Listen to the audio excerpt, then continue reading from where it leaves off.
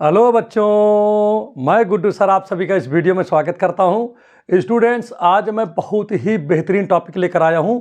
अगर आप जो है टीजीटी की तैयारी कर रहे हैं या पीजीटी की तैयारी कर रहे हैं, दूसरी चीज़ अगर आप एनडीए या एडवांस की तैयारी कर रहे हैं, जेई की तैयारी कर रहे हैं, ठीक है, तो आपके लिए हमारा वीडियो बहुत ही ज़्यादा यूजफुल होने वाला है। क्योंकि आज जो मैं आपको जो है टेक्निक बताऊंगा, जो बात बताऊंगा, वो आपके लिए बहुत ही ज़्यादा मायने रखेगा और आपको एकदम आसान तरीके से बताऊंगा, ठीक है। आज मैं आप यहाँ पर जो है इस टॉपिक में जो है क्या सीखने वाले हैं, जो है कर्व का आइडेंटिफिकेशन करना।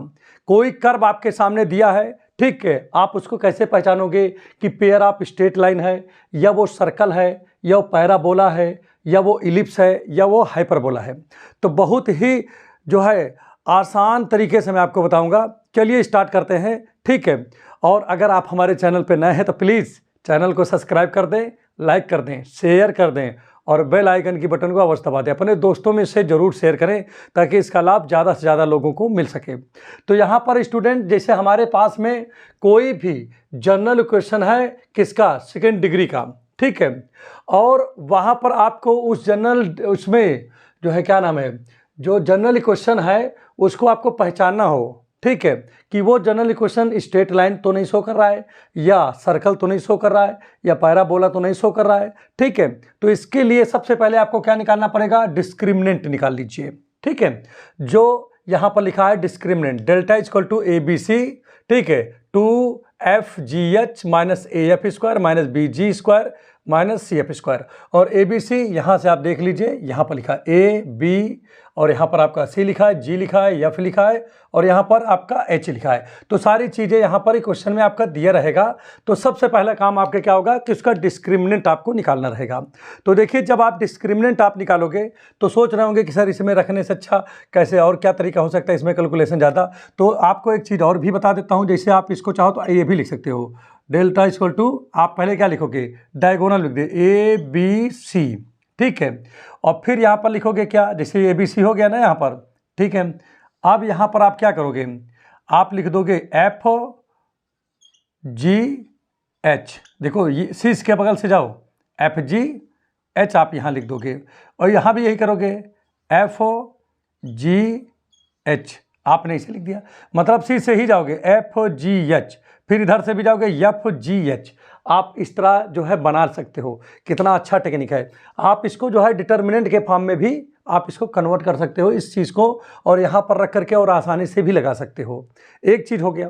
दूसरी चीज़ क्या है कि जब हम क्वेश्चन को सॉल्व करते हैं, ठीक है, जब हम यहाँ पर डिस्क्रिमिनेंट निकालेंगे, डेल्टा निकालेंगे, तो यहाँ पर हमारी बात समझिएगा क्या होने वाला है।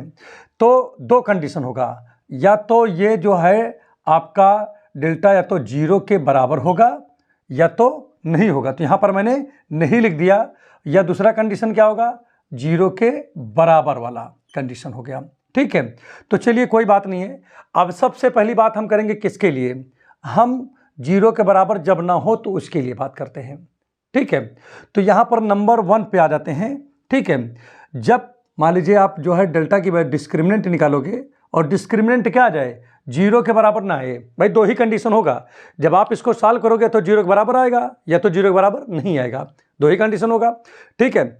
अगर मान लीजिए 0 के बराबर आ गया तो आपको क्या करना होता है, आप कुछ नहीं करोगे, आप पहला नंबर आप क्या चेक करोगे, इसमें देख लीजिए, ध्यान दीजिएगा।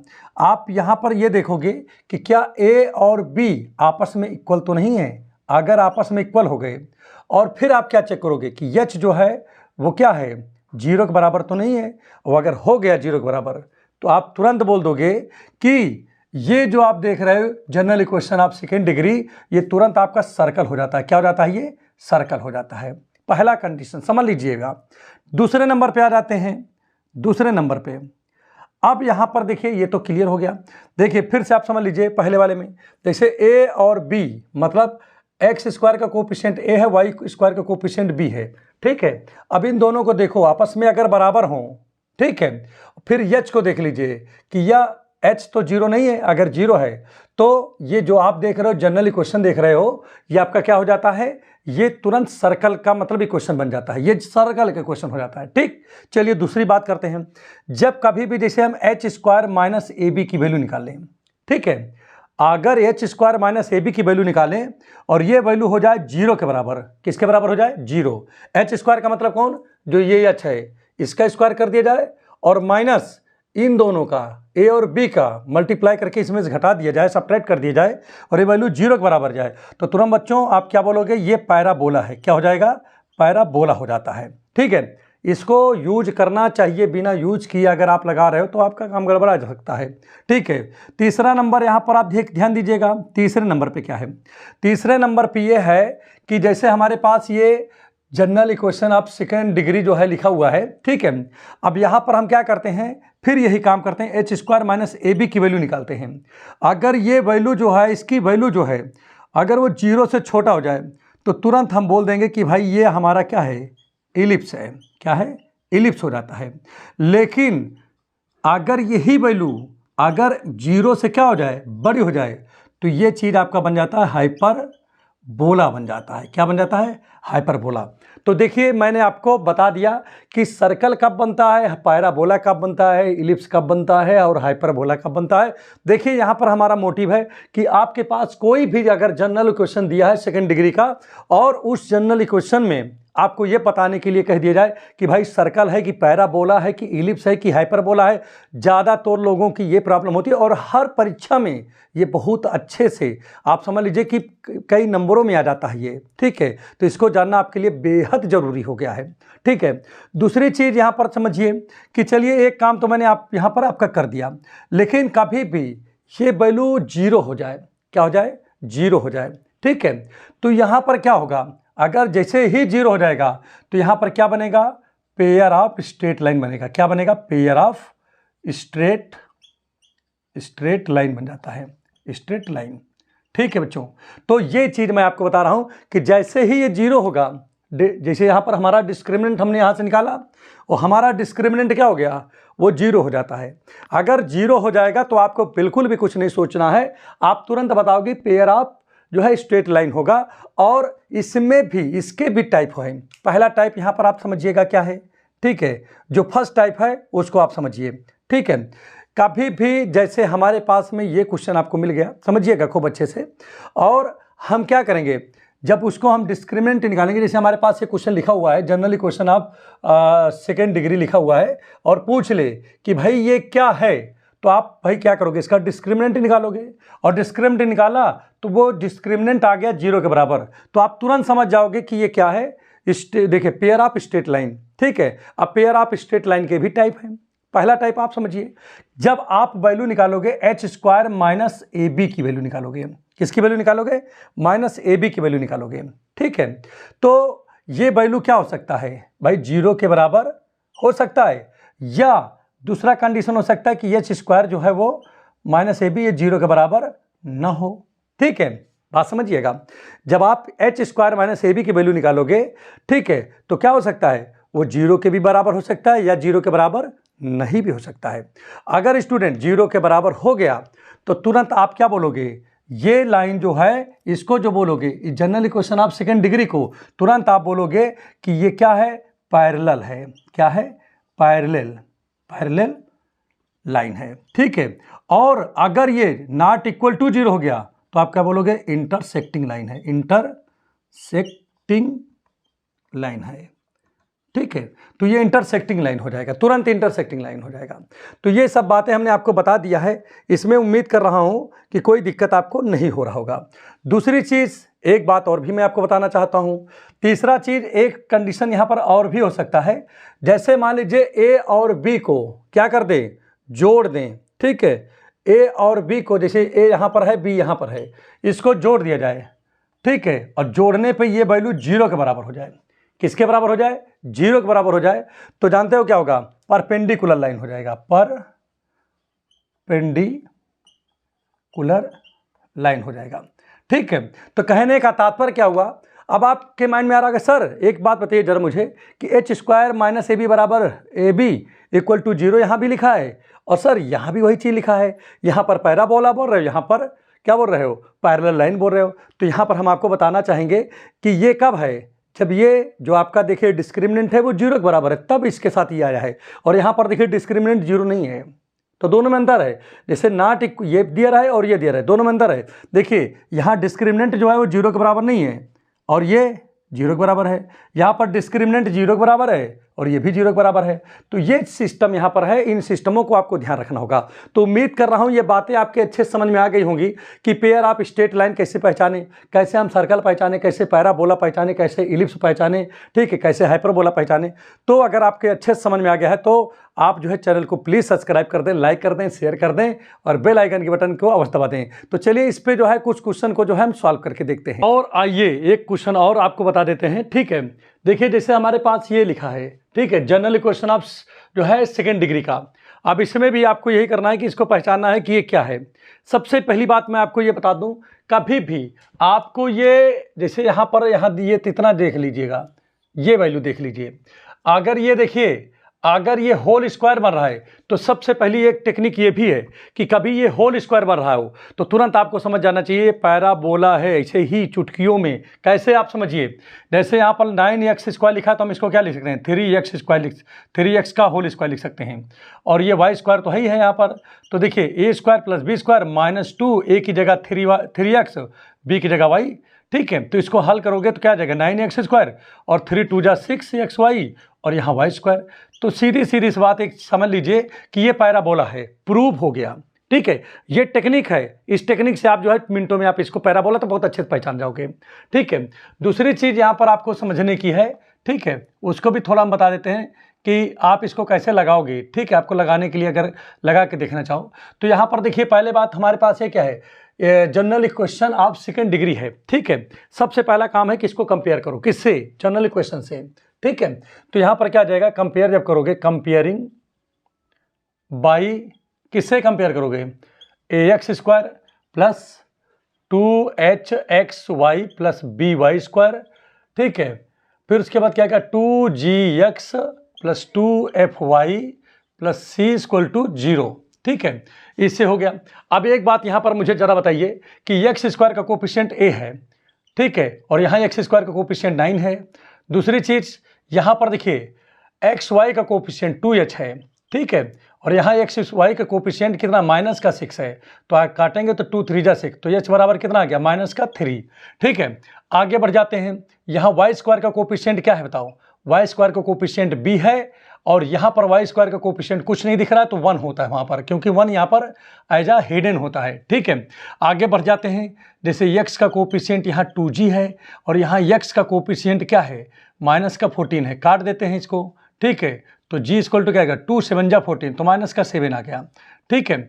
आगे बढ़ते हैं, आगे देखिए क्या लिखा है, y का कोफिशिएंट 2f है और यहाँ पर y का कोफिशिएंट -2 है, तो ये कैंसिल हो जाएगा, तो f = -1 आ जाएगा, ठीक है। और c = क्या लिखा है 12 लिखा है। तो ये आपका जो है यहाँ तक आपका काम हो चुका है। तो उम्मीद कर रहा हूँ इतनी बातें अच्छे से समझ में आ गई होंगी, बिल्कुल इसमें आप परेशान मत होइए। अब आपको करना क्या होगा, आपको किसकी वैल्यू निकालनी है, आपको जो है डेल्टा की वैल्यू निकालनी है। तो आप इससे भी लगा सकते हो, डेल = आप इस वाले से भी मैं आपको लगा के दिखा देता हूँ। क्या लिखा, a 9 है, फिर आता है h -3 है, फिर आता है g और g आपका -7 है, ठीक है। फिर क्या लिखा है, ये यहाँ पर ध्यान दीजिएगा, h यहाँ पर आपका कितना है, देखिए -3 है। फिर b लिखा है, b कितना है 1 है, और f लिखा है, f की वैल्यू क्या है -1 है, ठीक है। g लिखा है, g की वैल्यू कितना लिखा है, g की वैल्यू आपका क्या कहते हैं, यहाँ पर देखिए ध्यान दीजिएगा -7 है। f की वैल्यू देखिए यहाँ पर क्या लिखा है, f की वैल्यू -1 है, और यहाँ पर c की वैल्यू 12 है। ये आपका आ गया यहाँ तक, ठीक है। अब आपको इसकी वैल्यू निकालना है, तो आप कैसे निकालते हो, देखिए ध्यान दीजिए, इक्वल लिखते थे, यहाँ 9 लिखते हो, ये लाइन गया, ये लाइन गया। अब इसका देखिए, ये लाइन जैसे आपने 9 लिया तो ये लाइन चला गया, ये लाइन चला गया, इसके साथ इसको मल्टीप्लाई करोगे तो क्या आ जाएगा, 12 बन जाए 12 और माइनस यहाँ क्या आएगा -1। भाई इन दोनों का मल्टीप्लाई सेपरेट करते हैं तो ये +1, ठीक है। तो ये यही रह जाएगा, ठीक है। अब माइनस का यहाँ पर देखिए माइनस होता है, यहाँ माइनस पहले से है तो +3 हो जाएगा। अब ये लाइन चला गया, ये लाइन चला गया, तो 12 3 36, ठीक है। 36 माइनस है ना, फिर यहाँ माइनस आप लगाते हो एक अपनी तरफ से, ठीक है। 7 माइनस माइनस प्लस और 7 × 7, तो यहाँ +7 और ये माइनस है तो प्लस माइनस माइनस रह गया। अब ये माइनस क्या लिखा है, 7 लिखा है, ठीक है। इसको और इसको करोगे तो आपका चला जाएगा, तो ये क्या आएगा 3 1 जा 3 माइनस माइनस प्लस 3, ठीक है, और माइनस यहाँ होता है, अब देखिए 7 1 जा 7 माइनस 7, तो ये हो गया आपका +7। तो उम्मीद कर रहा हूँ ये बातें समझ में आ गया होगा। अगर ये नहीं आ रहा होगा तो आप इसमें रख दीजिए, इसके ऊपर वाले में रख दीजिए, क्योंकि मैंने पिछले पे इसी पे रखा था, इसी का ये फॉर्म है। अगर इसमें चाहे रखो चाहे इसमें रखो, दोनों से आपका डिस्क्रिमिनेंट निकल आता है, ठीक है। तो अब यहाँ पर देखिए, क्या होगा, 9 लिखा है, अब 12 से 1 जाएगा तो कितना बचेगा, 11 बचेगा, ठीक है। यहाँ पर ध्यान दीजिएगा 3 लिखा, इन दोनों को ऐड करेंगे, 7 6 कितना हो जाएगा, 13 हो जाएगा, और ये आपका 4 हो गया, 43 हो गया, और यहाँ 7 लिखा है, 7 ये आपका 10 हो गया। अब यहाँ पर ध्यान दीजिएगा, अब क्या होगा, देखिए यहाँ पर ध्यान दीजिए, 11 9 जा 99, और माइनस प्लस माइनस 3 3 जा 9, 3 4 जा 12, ठीक है, और यहाँ 10 7 जा 70। तो आप खुदे देखो ये माइनस वाला ज़्यादा बड़ी है, तो इसका मतलब 0 के बराबर नहीं होगा। अब अगर 0 के बराबर नहीं है तो अब आपको करना क्या होगा, अब आप एच स्क्वायर, ठीक है, माइनस ए बी की वैल्यू निकालोगे, क्यों, क्योंकि नॉट इक्वल टू 0 है, तो नॉट इक्वल टू 0 होगा तो आपके पास 3 कंडीशन, देखिए कौन कौन से हैं, नॉट इक्वल टू 0 होगा तो या तो आपका इलिप्स होगा, या तो पैराबोला, या तो, ठीक है, या तो सर्कल, या तो पैराबोला, या तो इलिप्स, या तो हाइपरबोला।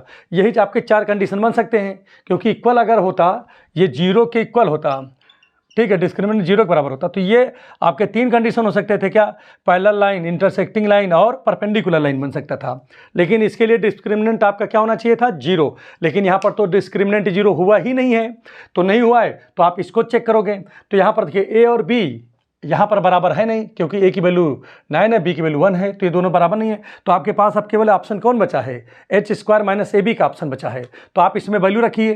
तो एच स्क्वायर की वैल्यू देखिए क्या है, यहाँ पर h की वैल्यू यहाँ 3 है, तो 3 3 जा 9, माइनस ए की जगह पे 9 लिखा है, और b की जगह देखिए ध्यान दीजिएगा 1 लिखा है। तो अब यहाँ पर क्या है, 9 माइनस 9 इक्वल टू 0। तो बच्चा यहाँ पर ध्यान दीजिएगा, यहाँ पर तो वैल्यू 0 आ गया इसका, तो 0 आने का मतलब क्या है, ये पैराबोला हो गया। तो ये आपका जो इक्वेशन है, ये आप देख रहे हो जो जनरल इक्वेशन है, ये क्या प्रेजेंट कर रहा है, पैराबोला कर रहा है। भाई आपके समझ में आ गया होगा, कितना आसान था, बिल्कुल भी दिमाग आपको नहीं लगाना पड़ा, ना तो मैंने आपको लगाने दिया। तो हम अगर हमारा ये टेक्निक आपको बढ़िया अच्छे समझ में आ गया हो तो प्लीज़ आप चैनल को सब्सक्राइब कर दें, लाइक कर दें, शेयर कर दें, और बेल आइकन के बटन को दबाएं, अपने दोस्तों में जरूर शेयर करें। तो आइए अब यहाँ पर देखिए क्वेश्चन मैंने ले लिया, ठीक है, और यहाँ पर देखिए ये क्वेश्चन कैसा है, देखिए ये जनरल इक्वेशन आप सेकेंड डिग्री का क्वेश्चन है। अब इस क्वेश्चन को आपको पहचानना है कि ये क्या है, ये आपका पेयर ऑफ स्ट्रेट लाइन है, या आपका इलिप्स है, या हाइपरबोला है, या पैराबोला है, या क्या है ये, ठीक है, हमको ये पहचानना है। तो सबसे पहला काम हमारा क्या होगा कि हम इसको कंपेयर करेंगे, तो यहाँ लिखेंगे कंपेयरिंग, ठीक है, बाई किससे कंपेयर करेंगे, ध्यान दीजिएगा, ax square plus 2hxy plus by square, ठीक है, उसके बाद क्या है 2gx plus 2fy plus c equal to 0 से करेंगे। तो स्टूडेंट यहाँ पर देखिए ध्यान दीजिएगा, यहाँ पर x स्क्वायर का कोफिशिएंट a है और यहाँ पर 2 है, तो हमने 2 लिख दिया, ठीक है। यहाँ पर देखिए ध्यान दीजिए, एक्स वाई का कोफिशिएंट क्या है 2h है, और यहाँ पर क्या है एक्स वाई का कोफिशिएंट 5 है, ठीक है, मैंने लिख दिया। उसके बाद ध्यान दीजिएगा, यहाँ वाई स्क्वायर का कोफिशिएंट b है, और यहाँ वाई स्क्वायर का कोफिशिएंट -3 है।